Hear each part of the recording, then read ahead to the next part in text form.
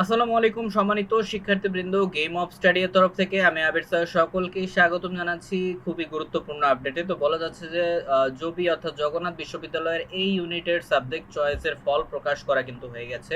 তো যারা যারা এখনো দেখেননি তারা হচ্ছে ওয়েবসাইট থেকে দেখে নিতে পারেন। তো বলা হচ্ছে যে জগন্নাথ বিশ্ববিদ্যালয় 24-25 শিক্ষাবর্ষে বিজ্ঞান অনুষদের এই ইউনিটের ভর্তি পরীক্ষার বিষয় নির্বাচনের ফলাফল প্রকাশিত হয়েছে শনিবার 26শে এপ্রিল।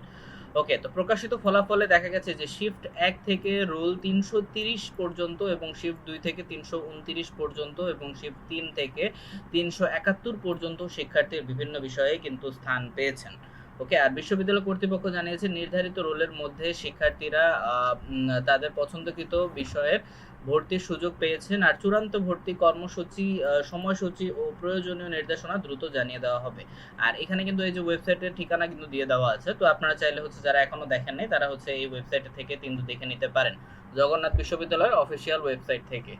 ওকে, তো এই ছিল এখনকার আপডেট। নিয়মিত আপডেট পেতে অবশ্যই চ্যানেলটিকে সাবস্ক্রাইব করতে ভুলবেন না। ধন্যবাদ সবাইকে, আল্লাহ হাফেজ।